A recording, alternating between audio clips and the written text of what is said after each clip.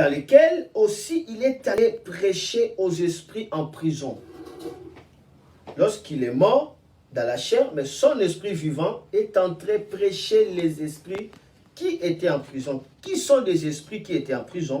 La Bible dit qui autrefois avait été incrédule lorsque la patience de Dieu s'est prolongée au jour de Noé, pendant la construction de l'arche, dans laquelle un petit nombre de personnes, c'est-à-dire 8, furent sauvées dans l'eau. Mais une chose que je n'ai jamais compris ici, 21, maintenant regardez, cette eau était une figure du baptême qui n'est pas de la purification des souillures du corps, mais l'engagement d'une bonne conscience envers Dieu et qui maintenant vous sauve, vous aussi, par la résurrection de Jésus-Christ. Lorsque je lis ça, j'ai dit, Saint-Esprit, ici vraiment, je ne comprends rien. Comment est-ce que ce peuple était sauvé par l'eau, c'est-à-dire les 8 personnes de la famille de Noé, étaient sauvées par l'eau, et Dieu dit, cette eau-là était l'image du baptême qui nous sauve. Je n'ai pas compris ça. Comment l'eau du déluge a sauvé ceux qui étaient dans l'arche, et on dit que cette eau-là était l'image, on dit cette eau-là était l'image, ça préfigurait le baptême de Jésus et qui sauve. Et la Bible dit, cette eau était une figure du baptême qui n'était pas la purification des souillures, c'est-à-dire le fait de tomber dans l'eau du corps, mais l'engagement d'une bonne conscience envers Dieu qui maintenant vous sauve, vous aussi, par la résurrection de Jésus-Christ. Lorsque j'ai lu ça, j'ai relis encore, au moins 7 fois, je n'ai pas compris, et puis j'ai laissé. J'ai laissé. Lorsque tu lis, tu ne comprends pas, soit tu cherches quelque chose, tu n'arrives pas à comprendre, laissez, abandonnez ça, relaxez-vous, laissez ça. J'ai laissé. Là, c'était à partir de quelle heure? C'était à partir de 10 heures, j'ai laissé. Et du coup, à partir de 2 heures du matin, maintenant, pendant que tout le monde dormait, j'ai ouvert ma Bible, je relis encore, cette fois-ci à 2 heures du matin, je le relis, après je dis, Saint-Esprit, s'il te plaît, est-ce que tu peux me parler de quelque chose parce que je ne comprends absolument rien. Lorsque je demandais au Saint-Esprit de m'enseigner, alors là maintenant je commence à écouter la voix de Dieu. C'était terrible cette révélation que le Seigneur m'avait donnée sur le baptême. C'est pourquoi le thème c'est de l'eau du déluge à l'eau du baptême. Remarque ceci, à la mort de Jésus-Christ, il était bien vivant par son esprit, comme dit la Bible. Et il est allé dans la région inférieure. Et là, la Bible dit, il a prêché le prisonnier. La région inférieure, on peut le voir aussi dans Éphésiens chapitre 4, le verset 9, on nous parle de la région inférieure.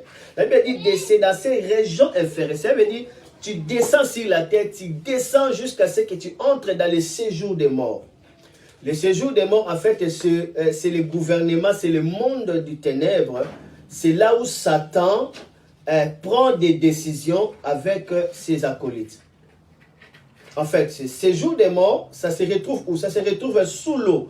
Dès que tu entres dans l'eau, dans le royaume marin, sous l'eau, tu entres directement dans le séjour des morts. C'est là où se trouve le séjour des morts. En grec, on parle de Sheol. Sheol. Alors, Sheol, cela veut dire séjour des morts, le lieu où le diable prend des décisions. Et c'est dans ce même endroit qu'on appelle aussi le lieu de tourment. Maintenant, Jésus entra jusque dans la région inférieure, dans le séjour des morts. Il va livrer bataille contre toute la puissance de l'ennemi. Et il va ravir la clé de mort et de séjour des morts. Parce que Dieu avait la clé de la vie. Mais Satan détenait la clé de la mort à cause du péché de l'homme. Parce que Jésus vient de sauver l'humanité. Il détient maintenant cette clé. C'est pourquoi lorsqu'il est sorti, il dit tout pouvoir maintenant m'a été donné dans le ciel, sur la terre et sous la terre. Séjour des morts, ça se trouve où? Sous la terre. C'est là où se trouve séjour des morts, la zone inférieure. Jésus va récupérer la clé. Mais avant de récupérer la clé, la Bible nous dit ici que Jésus va prêcher les prisonniers. Nous savons qu'il avait prêché les saints d'Israël qui apparaissaient avant sa naissance. Il a prêché les saints. La Bible dit même dans le livre de Matthieu, lors de sa résurrection, il était ressuscité avec les saints. Vous vous rappelez de cela? Il était ressuscité avec les saints parce qu'il devait les prêcher pour que ces saints-là croient à la bonne nouvelle, afin qu'ils soient sauvés. Comme nous écoutons l'évangile, eux aussi devaient être prêchés pour que la balance de Dieu soit juste.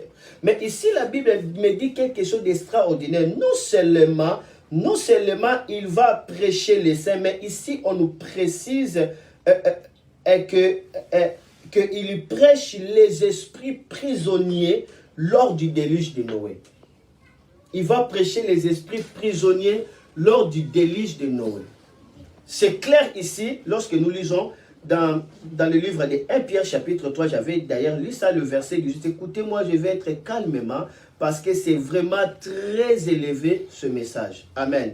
Mais je prie que le Seigneur rende ça simple pour tout le monde. La Bible dit, Christ a souffert une fois pour les péchés, ayant été mis à mort quant à la chair, mais ayant été rendu vivant quant à l'esprit, dans lequel il est aussi allé prêcher aux esprits en prison. On précise, qui autrefois avait été incrédule lorsque la patience de Dieu s'est prolongée au jour de Noé. Quand est-ce que la patience de Dieu s'est prolongée au jour de Noé? La Bible dit que la terre était remplie de la méchanceté, de la violence. Jusqu'à ce que les anges qui étaient descendus pour inspecter le mal qui se faisait sur la terre, ces anges-là ont été séduits par la femme, par des femmes. Et ces anges-là ont eu des relations avec des femmes et ils ont donné naissance aux géants. Et à cause de cela, le mal s'est multiplié encore. Maintenant, il y avait des races mélangées contre la nature. Et Dieu va emprisonner ces anges-là. Ce ne sont pas des démons. D'accord? Ce ne sont pas des démons. Ce sont des anges emprisonnés. C'est à cela que la Bible dit, un jour nous allons juger les anges. Pas les anges des cieux, ces anges-là. Parce que la Bible les appelle les fils de Dieu, virent que les filles des hommes étaient belles. Ils en prirent en mariage. C'était ça que Dieu n'avait pas supporté. Quand Dieu a remarqué cela, il dit, l'homme a corrompu sa voix. Dieu est descendu. Il dit, il va détruire la terre. Comme Dieu, c'est un grand juriste, il ne peut pas détruire la terre sans qu'il y ait d'abord le temps de l'avertissement, sans qu'il y ait d'abord la loi pour qu'il puisse condamner. Et c'était en fait Noé qui devait parler prédication de la justice. Comme la Bible nous explique dans les livres des Judes, que Noé est le prédicateur de la justice. Il avait prêché, Noé. Et ici, la Bible nous dit que c'était pendant le temps de la patience de Dieu. Dieu a prolongé même ça pour permettre à ce que les hommes se convertissent. Mais malgré cette patience, les hommes n'ont pas été convertis. Ils persévéraient toujours dans le mal. Il y a un temps où Dieu est patient, il y a aussi un temps où Dieu commence à juger et à terme de sa patience, il commence à juger. Le monde où nous sommes, c'est le moment où Dieu est patient, il est comme aveugle. Pourquoi? Parce qu'il veut que les gens reçoivent Jésus pour qu'ils obtiennent le ciel comme un héritage. Et cette patience se révèle aussi par la construction de l'arche. L'arche de Noé a fait 120 ans pour que ça soit fini. Donc, dira tout un siècle et des décennies, l'homme n'arrivait pas toujours à changer malgré la patience de Dieu. Et quand l'arche est finie, la patience de Dieu était au bout. Et maintenant, ceux qui entraient dans l'arche, 8 personnes, ces gens-là étaient sauvés du jugement du déluge. Et ceux qui n'étaient pas dans l'arche, ces gens-là étaient sous le jugement du déluge. Et Jésus va dire dans le livre de Luc chapitre 16, le verset 26 à 27, il dit, tout ce qui arriva du temps de Noé arrivera de même à l'avènement des fils de l'homme. Ça arrivera de même. Amen. Amen. Amen. Amen. Arrivera de même. Mais ici, ce n'est pas mon problème. Mon problème est que Dieu est en train de dire que cette eau-là, qui avait sauvé 8 personnes dans l'arche, cette eau-là, c'est la préfiguration, c'est l'image, c'est l'eau du baptême qui nous sauve, nous qui croyons à Jésus. avec sa résurrection, cette eau-là nous sauve. Comment est-ce que l'eau qui avait sauvé Noé nous sauve aussi? C'est ici que le Seigneur va m'ouvrir cette grande révélation. Écoutez-moi, écoutez la voix du Saint-Esprit. Cette même eau qui avait détruit l'humanité par les déluges était la même eau qui a sauvé 8 personnes qui étaient dans l'arche. Ça veut dire Noé, ses enfants et ses gendres. Est-ce que je peux avancer? Ce même eau qui a détruit toute l'humanité, c'était cette même eau qui sauva la famille de Noé qui était dans l'arche. Donc par là, je comprends, pour les incrédules, l'eau était les déluges, mais pour les croyants, l'eau était flottante. Waouh! Pour ceux qui croient, parce que Noé a prêché, ses enfants ont cru, la Bible dit Noé trouva grâce. Il trouva grâce. La Bible dit nous sommes sauvés par la grâce au moyen de la foi. Donc en quelque sorte, Noé avait cru. Dans les livres des Hébreux, on parle de Noé selon, parmi des géants de la foi. Il avait cru. Donc ceux qui croient, ce même eau qui détruit, qui est le déluge, mais pour ceux qui croient, ce même eau devient navigable, Amen. Devient flottante. Cela veut dire un endroit par lequel on marche sûr, Amen. Un endroit par lequel on flotte sûr, Amen. Un endroit par lequel des vagues ne peuvent pas te submerger. Amen.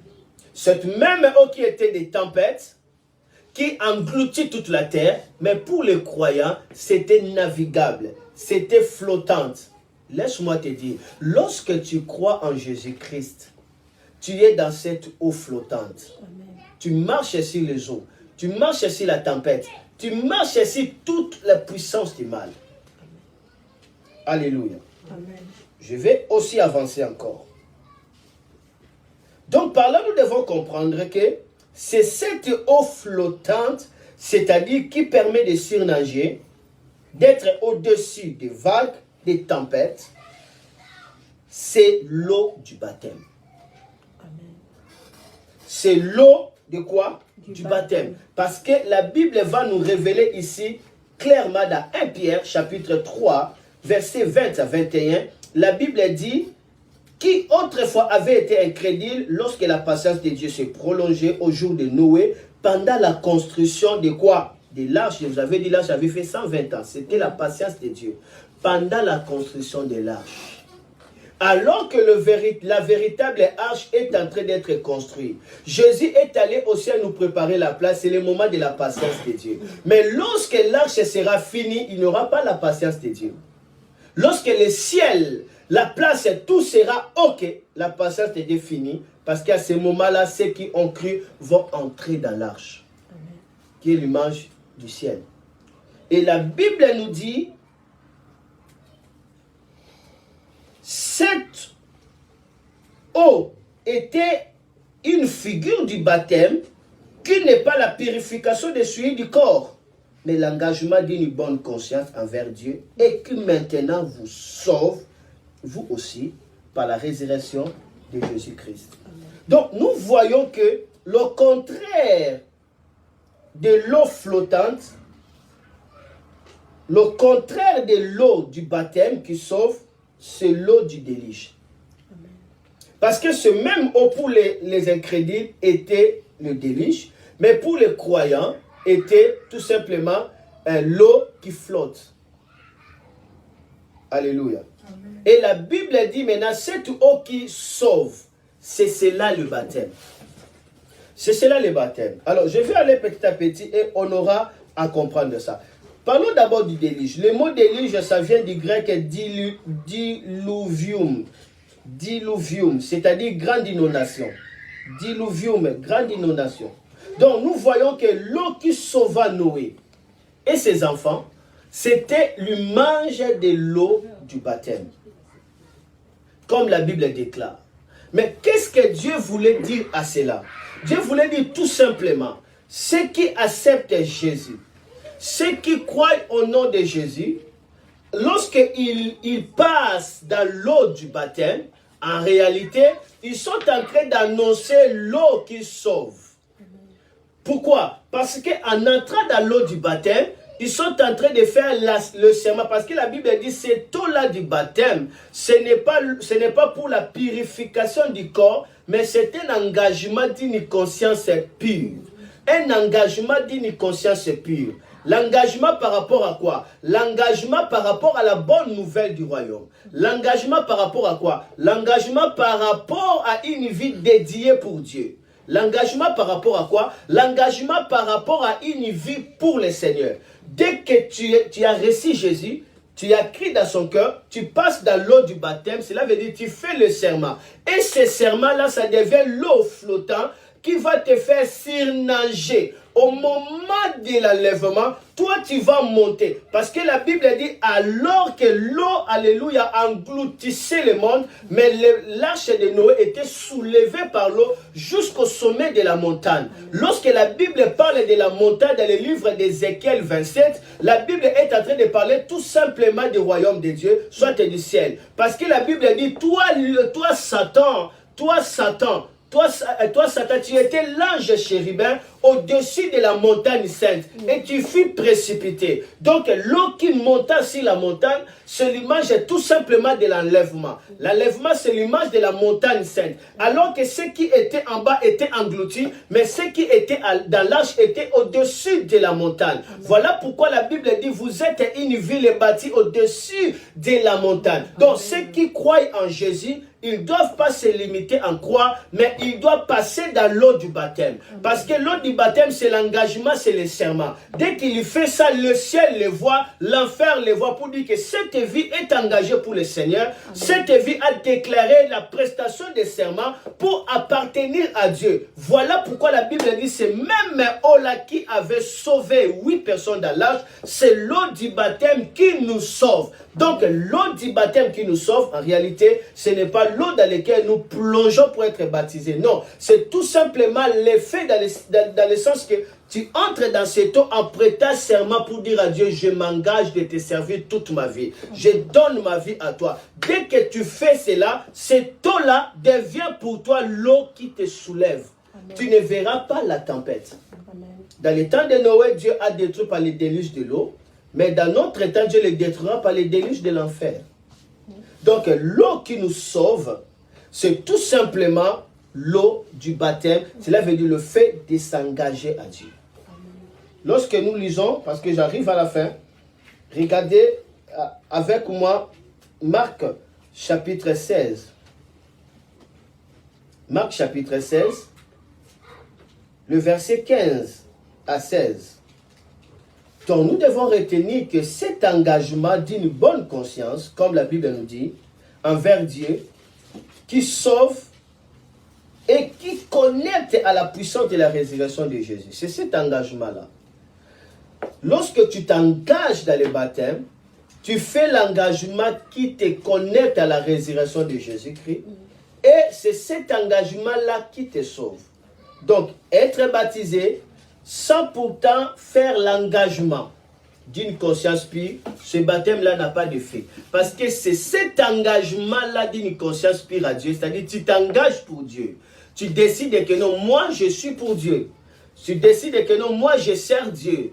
Tu décides que non, je vais vivre pour Dieu. Cet engagement-là, c'est cela l'eau-là qui sauve. C'est pourquoi on dit que ce n'est pas la purification des souillés. Cela veut dire lorsque nous tombons dans l'eau, nos habits sont mouillés. Ce n'est pas ça. Mais au contraire, c'est l'engagement que tu feras lorsque tu vas tomber dans l'eau. Regardez encore, je dois encore le relire. La Bible dit, cette eau était une figure du baptême, qui n'est pas la purification des souillures du corps. D'accord, ça veut dire que ce n'est pas le fait de se laver. Mais l'engagement d'une bonne conscience envers Dieu et qui maintenant vous sauve. Donc c'est cet engagement-là d'une bonne conscience qui maintenant vous sauve. Vous avez reçu Jésus. Maintenant, dans le baptême, vous faites l'engagement. C'est cet engagement-là qui vient par une bonne conscience, c'est-à-dire délibérément. Tu dis, Seigneur, je te donne ma vie. Tu prêtes serment. Dès que tu fais ça, cet engagement-là devient l'eau qui sauve. L'eau qui va te soulever au-dessus du déluge. Alors que le monde verra les déluges, alors que le monde verra les troubles, alors que le monde verra 666, toi tu seras au-dessus, sur la montagne. Tu ne participeras pas à ces déluges-là. Alors, le verset que j'avais dit, c'était Marc chapitre 16. Le verset 15 à 16, je lis. La Bible dit, puis il leur dit, là c'est Jésus, allez partout le monde, prêchez la bonne nouvelle à toute la création. Celui qui croira, qui sera baptisé, sera sauvé. Mais celui qui ne croira pas sera condamné. Celui qui croira et qui sera baptisé sera sauvé. Celui qui croira, il croit en quoi? Il croit à cette bonne nouvelle de Jésus-Christ. Quand il croit à ça, maintenant il prête serment, il s'engage par rapport à cette bonne nouvelle qu'il avait écoutée. Maintenant, il est sauvé. Amen. La Bible dit cette eau-là, ce n'est pas la purification du souillure du corps, mais c'est un engagement d'une conscience pure. Et c'est cet engagement-là qui vous sauve maintenant. Donc, être sauvé, c'est être échappé des dangers. Donc, lorsque nous allons dans l'eau du baptême, nous allons avec notre conscience. Nous allons pour l'engagement. Tu as reçu Jésus, maintenant tu t'engages.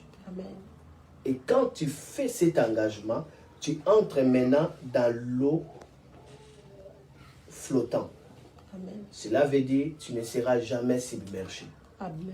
Tu ne seras jamais détruit. Amen. Parce que tu marcheras sur la tempête. La tempête viendra, tu marcheras sur la tempête. Les eaux viendront, tu marcheras sur les eaux. Les troubles viendront, mais tu marcheras sur les troubles. Il y aura quelque chose qui va te soutenir. Cette eau-là pour toi sera flottante. Flottante plutôt. La même eau qui était déluge, mais pour ceux qui avaient cru à la miséricorde de Dieu d'entrer dans l'arche, cela est devenu flottante pour eux. Cela est devenu navigable pour eux. Donc ceux qui ont reçu Jésus, ce sont des gens qui sont appelés à flotter. Amen. À flotter au-dessus des circonstances de la vie. Amen. Lorsque la Bible nous parle de la paix de Jésus, cela ne veut pas dire que tu n'auras pas de troubles. Tu auras des troubles, mais il y a une chose. La paix que tu reçois de Jésus, cette paix-là ne vacille pas.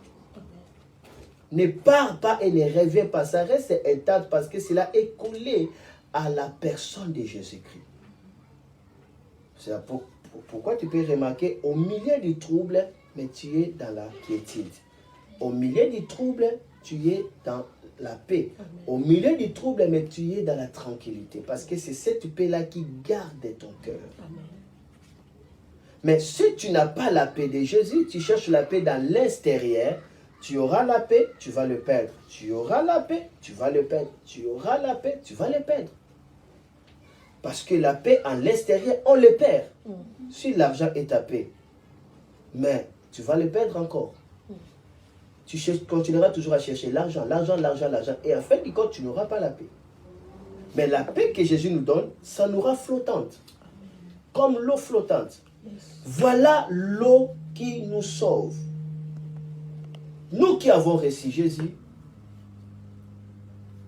peut-être on avait déjà été baptisés, mais est-ce que lors de notre baptême, on avait eu cette révélation que cette fois-ci, c'est la prestation des serments?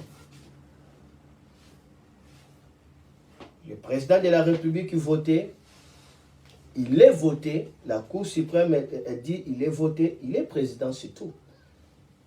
Mais il devient officiel lorsqu'il prête serment. Il est différent des rebelles. Amen.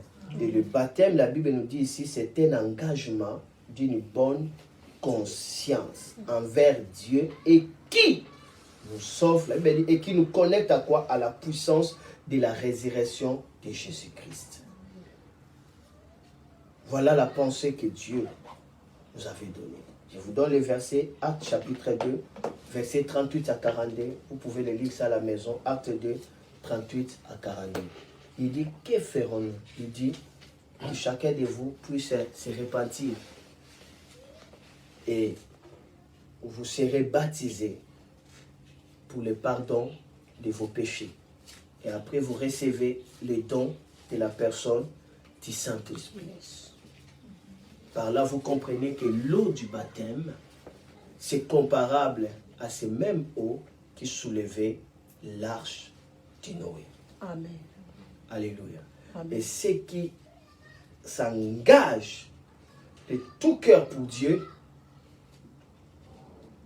ils participent dans le vrai baptême. C'est-à-dire dans la vraie initiation dans la famille de Dieu. Et la Bible dit, c'est cette eau-là qui vous sauve maintenant. Aujourd'hui, je me limite par là. Et puis dimanche, nous allons continuer encore sur ce même enseignement. Cette fois-ci, ça serait le baptême, l'engagement sacré. Alors, ce message avait deux objectifs. Premier objectif, c'est qu'ils n'ont pas été baptisés, qu'ils comprennent que le fait d'être baptisé, c'est la réponse à ta foi en Jésus-Christ.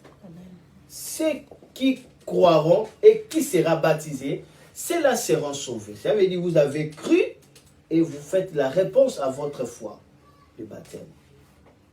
Et cela doit être comme étant la prestation des serments, non devant les hommes, devant Dieu, et qui vous sauve maintenant et vous connecte à la puissance de la résurrection de Jésus. Ceux qui étaient dans l'arche, ils ont vu que la bonté et l'amour de Dieu. Amen.